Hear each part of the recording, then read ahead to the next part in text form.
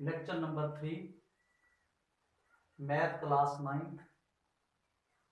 पहले 2 लेक्चर के अंदर मैंने डेफिनेशंस बताई हैं।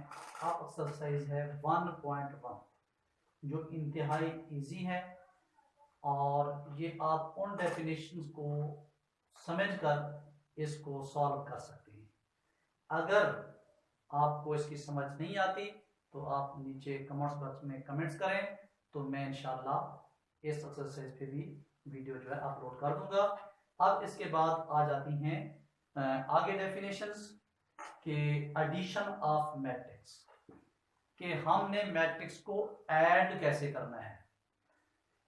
Late A and B any two matrix, मिसाल के तौर पर ए और बी कोई से 2 मैट्रिक्स हैं विद रियल नंबर इंटीज, जिसके अंदर इंटीज जो है वो रियल नंबर है।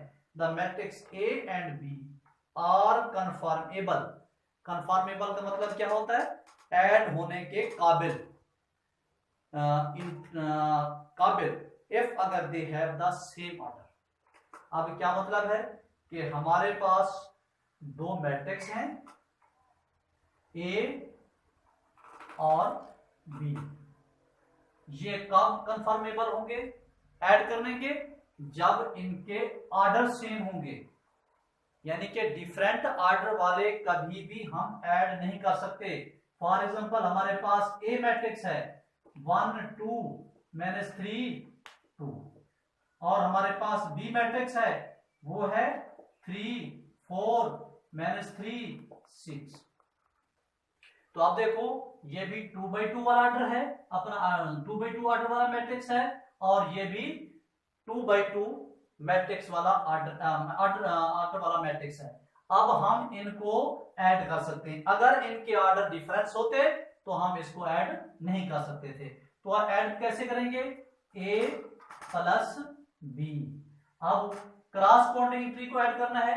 1 को 3 के साथ 1 + 3, 2 को 4 के साथ 2 + 4, -3 को -3 के साथ -3 प्लस -3 और 2 + 6 2 + 6।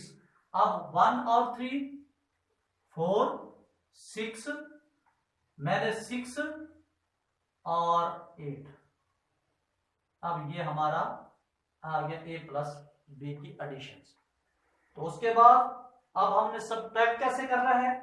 सब्ट्रैक्ट का भी सेम कंसेप्ट है कि हम सब्ट्रैक्शन में भी उन मैट्रिक्स को सब्ट्रैक्शन कर सकते हैं जिनके ऑर्डर इक्वल हो। सिर्फ डिफरेंस क्या आता है कि हमने साइन को चेंज करना होता है। a - b, अब 1 - 3 4 अपना सॉरी 2 - 4 -3 -3। अब ये जो माइनस है ये फार्मूले की माइनस है, और ये जो माइनस है ये -3 के साथ है। उसके बाद 2 - 6। अब क्या आंसर आएगा? -2 और 0, क्योंकि ये माइनस माइनस क्या हो जाती है? प्लस। अब यहां -4। ये हमारे पास a - b का आंसर आ गया। जरा अब ये एक्सरसाइज भी बिल्कुल आसान सी एक्सरसाइज है, बिल्कुल इजी है। आप आसानी के साथ इसको आप सॉल्व कर सकते हैं। उसके बाद आगे आ जाते सब्ट्रैक्शन ऑफ मैट्रिक्स भी हो गया। उसके बाद आ जाते कॉम्यूटेटिव लॉ अंडर एडिशंस, कि अगर हमारे पास a और b 2 मैट्रिक्स हैं, अब कॉम्यूटेटिव लॉ क्या कहता है कि हम a प्लस करें b को इज इक्वल होगा b + a। तो इसे हम क्या कहते हैं? Commutative law over additions, under addition. If अगर a and b 2 matrix of the same order, उनके ऑर्डर क्या है? सेम है, देन फिर a + b is equal b + a is called commutative law under additions. उसके बाद एसोसिएटिव लॉ अंडर एडिशंस क्या होता है? हमारे पास a b और c ये कोई 3 मैट्रिक्स हैं। अगर हम करें और उनके ऑर्डर सेम है, क्योंकि हम उस वक्त तक एडिशन नहीं कर सकते जब तक ऑर्डर उनके सेम नहीं होंगे। तो a plus B plus C is equal होगा a plus B plus C के। तो ये क्या होगा, इसको हम क्या कहते हैं, associative law of under addition. यानी कि अगर हम a प्लस बी को पहले ऐड करें और इसके अंश के साथ c को ऐड करें, या पहले b और c को ऐड करें और इनके अंश के साथ एक मैट्रिक्स ऐड करें, तो दोनों के जो अंश हैं वो क्या होंगे, इक्वल होंगे। तो हम क्या कहेंगे, एसोसिएटिव लॉ अंडर एडिशन। उसके बाद आगे हमारे पास आ जाता है जी additive identity of matrix. Additive if अगर ए और बी, अब देखें कि इफ अगर ए और बी दो मैट्रिक्स हैं और उनके ऑर्डर सेम हैं, अगर हम उनको ऐड करें ए प्लस बी, तो ए और बी प्लस ए। मिसाल के तौर पर दो हमारे पास मैट्रिक हैं, अगर उनको ए प्लस बी करें और बी प्लस ए करें, तो अंश जिस तरह भी हम उसको एडिशन करें तो एक इक्वल है, तो हम उसे क्या कहेंगे, ये हमारे पास एडिटिव आइडेंटिटी ऑफ मैट्रिक्स है। अब ये कब हो सकता है, मिसाल के तौर पर जब इसमें से कोई एक जो है वो नल मैट्रिक्स हो या बी नल हो, तो हम बी को अगर ए के साथ ऐड करेंगे तो जवाब एक इक्वल आएगा। अगर यहां भी बी क्योंकि नल है उसमें जीरो एंट्रीज हैं, तमाम एंट्री जीरो के बराबर है, तो लिहाजा तो ये उस वक्त आ सकता है जब इनमें से कोई एक जो है वो नल मैट्रिक्स हो। जैसे लिखा हुआ नीचे कि if A and B are two matrix of same order and A plus B is equal है A के is equal है B plus A के, then मैट्रिक्स B, अब जो B मैट्रिक्स है इसको हम क्या कहेंगे, called additive identity of matrix A, यानी A का additive मैट्रिक्स आएंगे। If any matrix A and zero matrix O of same order, O is called additive identity। मतलब O का मतलब क्या होता है, नल मैट्रिक्स। उसके बाद हमारा आ जाता है एडिटिव इनवर्स ऑफ मैट्रिक्स।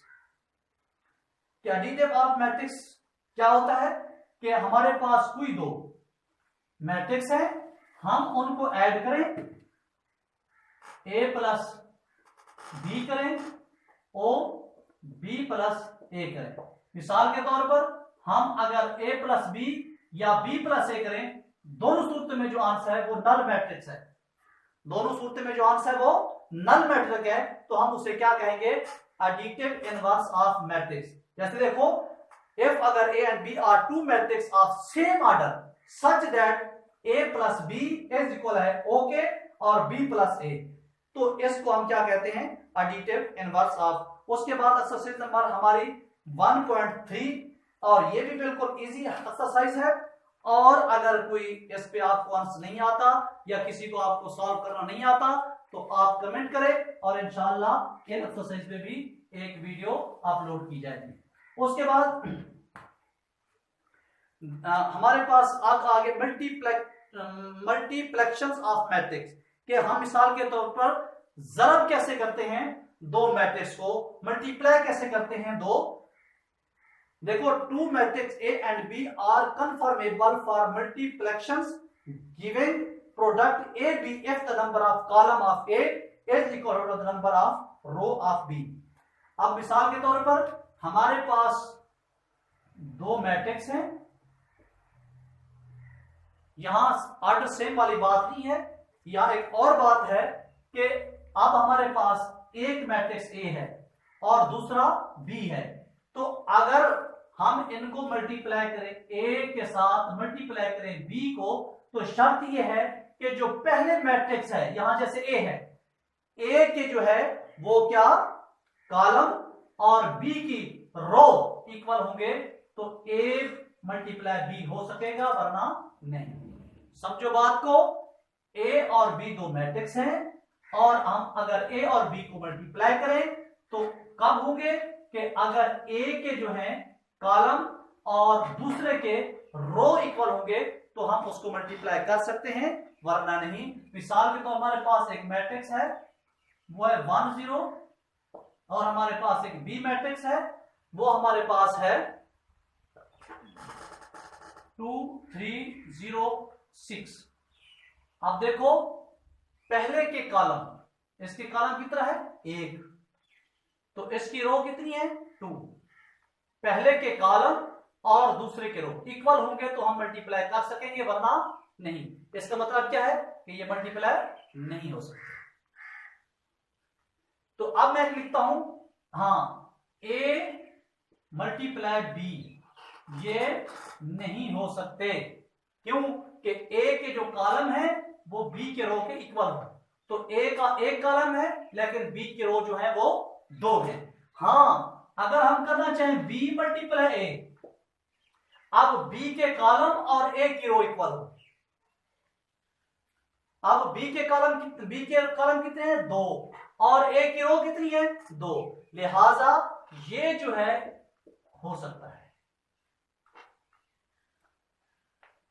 ए और बी दो मैट्रिक्स हो और ए और बी को उस वक्त हम मल्टीप्लाई कर सकते हैं जब ए के, यानी ए का मतलब ए नहीं है, कोई भी पहला मैट्रिक्स उसके कॉलम और दूसरी के रो इक्वल होंगे तो वो मल्टीप्लाई हो सकेगा। जैसे मैंने एग्जांपल दी, एक मैट्रिक्स है और बी दूसरा। अब ए मल्टीप्लाई बी नहीं हो सकता।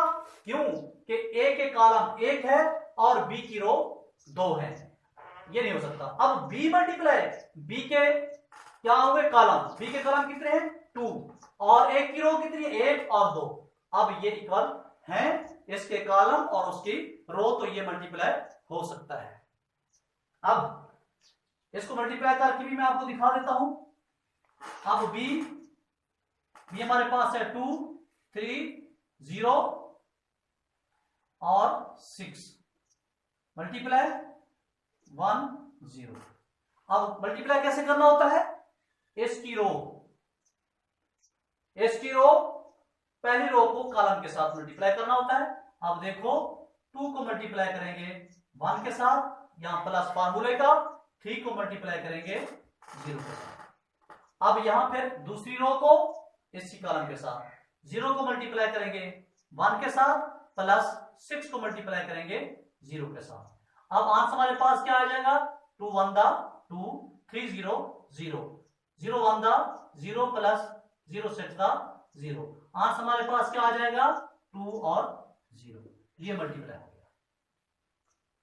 मल्टीप्लाई कैसे करना है कि पहला जो होता है उसकी रो को इसके कॉलम से, फिर दूसरी रो को इस कॉलम के साथ क्या करना है, मल्टीप्लाई करना है। तो इसका एक मैं कॉम्प्लिकेटेड क्वेश्चन करवा देता हूं, ए मल्टीप्लाई बी के, और बाकी तमाम जो क्वेश्चंस हैं वो आपने खुद सॉल्व करने हैं। अगर नहीं हो सकते तो फिर आप नीचे कमेंट्स करें, तो इंशाल्लाह जो क्वेश्चन नंबर आप लिखेंगे उस पे आपने वीडियो देखनी है, क्योंकि ये वीडियो बहुत लंबी बड़ी हो जाती है। इसलिए मैं एक मल्टीप्लाई का आपको क्वेश्चन करके दे रहा हूं।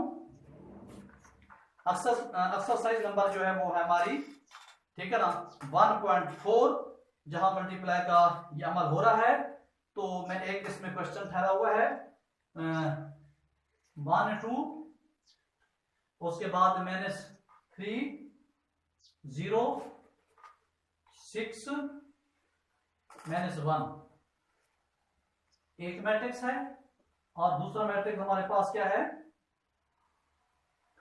वो है 4 5 0 और -4।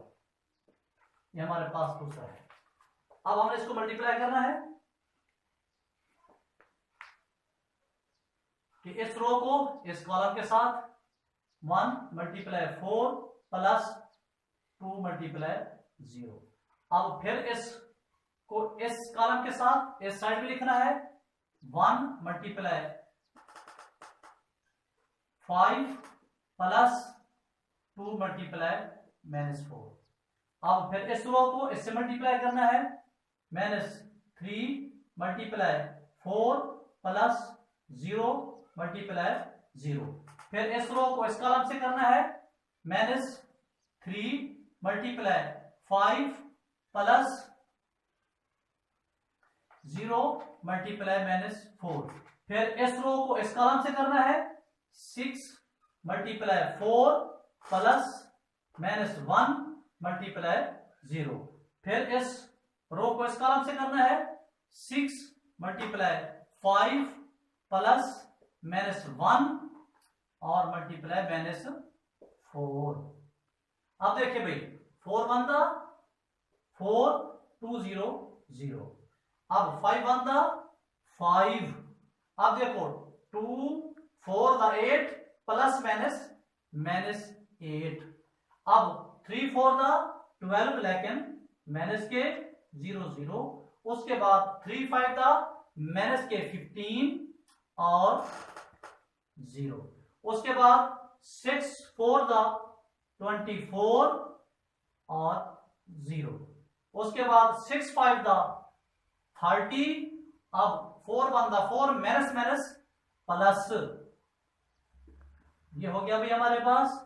अब क्या आ गया 4 -3 -12 -15 24 और हमारे पास 34। ये हमारे पास आंसर आ गया।